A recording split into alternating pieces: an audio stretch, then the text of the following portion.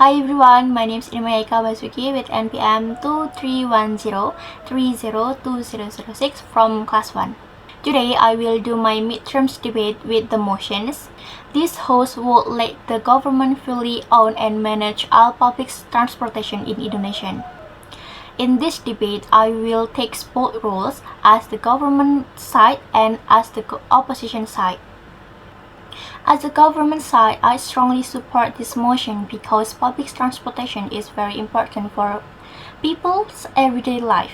It's not just about going from one place to another, but also about fairness and equal access to service.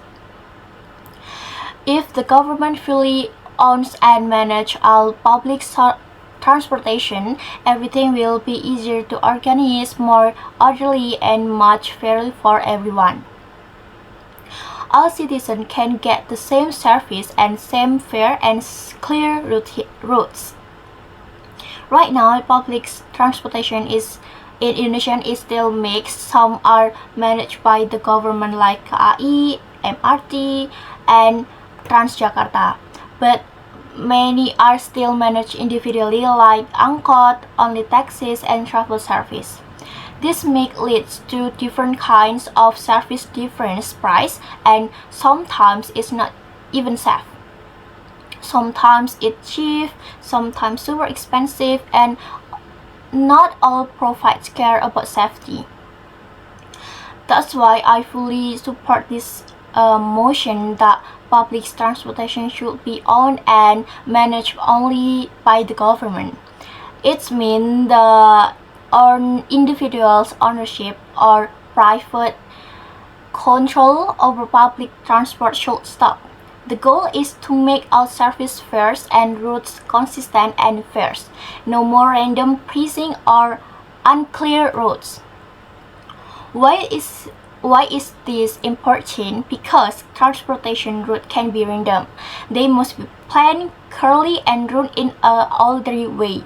If private operations are allowed to handle it and with many different versions of routines and fares, for example, some minivans stop anywhere they want, or travel service enter tools route without proper permits. This makes traffic worse and can be dangerous.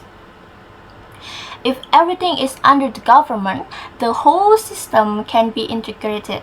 For example, people can ride a bus, then switch to KRL on MRT using just one card or one app. That saves the time and the money.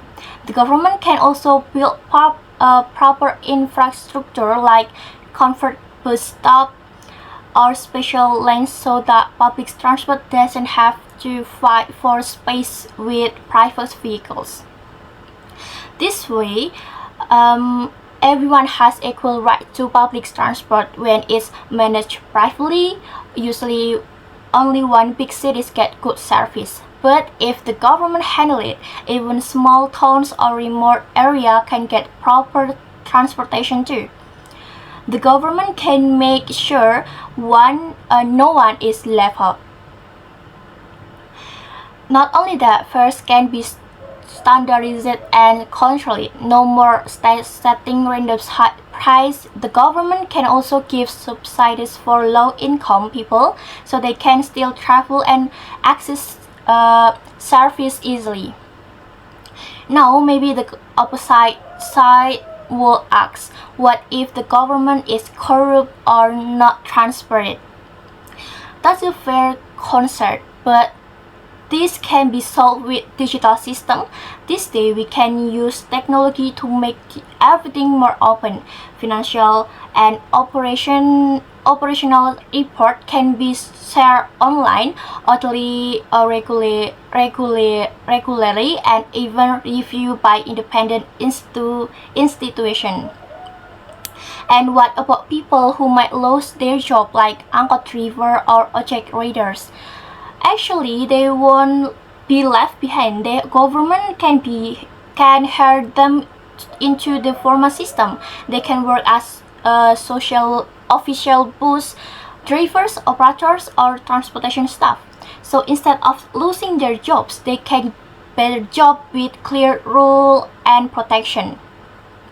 In the end, if public transportation is fully managed by the government, everything will be more organized, fair, and connected. People won't get confused about prices or routes anymore. Everyone will get the same service no matter their background. As the opposition side, I reject this motion because public transportation in Indonesia should not be fully controlled by the governments. In fact, individual or private involvement is important to make the system more flexible, responsive, and able to meet the diverse needs of the community. Indonesia is a huge country with areas ranging from big cities to remote villages. It's impossible for the government to manage everything alone.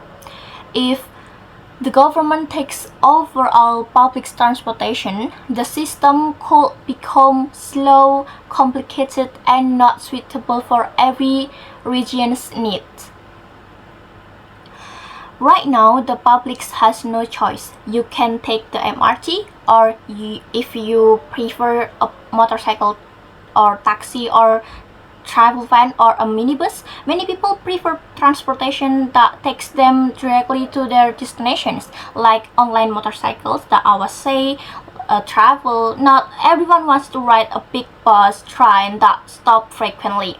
Some even are willing to pay more, a faster, more comfortable, and direct ride because people's needs are different. In fact, individually provide help a lot, especially in areas that government transport doesn't reach. If the government takes everything over, those areas may be ignored because they are seen as not profitable or not a priority. The government is not always quick to respond. Everything has to go through long procedures. If there are complaints or needed change, they may take few or months to be handled. Meanwhile, private operators like online motorcycle taxis can change price or routines instantly through apps that are more flexible. The government says if individuals manage it, the route will be chaotic, but can actually be solved with better laws. The government can regulate the route stops and schedule without taking full control. That way, individuals can still operate with structured system.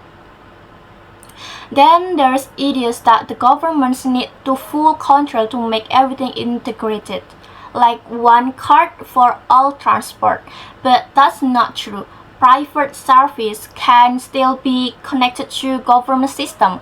For example, online motorcycle taxis can partner with trains or bus system. So integration can happen without removing private transport.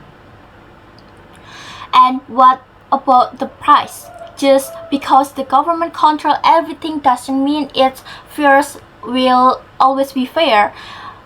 Price can be still managed by setting regulations such as price caps and subsidies for low-income communities. So it's not necessary for the government to take over everything just to control prices. In conclusion, it's better for the governments and individuals to work together. The government should focus on regulation, infrastructure, and system planning, while individuals are still allowed to serve the community, especially in remote or hard to reach areas. If the governments control everything, the system could become too slow, the people chose would shrink, and many would lose their jobs. Public transportations need to be flexible, not just need. That's all from me. Thank you for listening. See you again.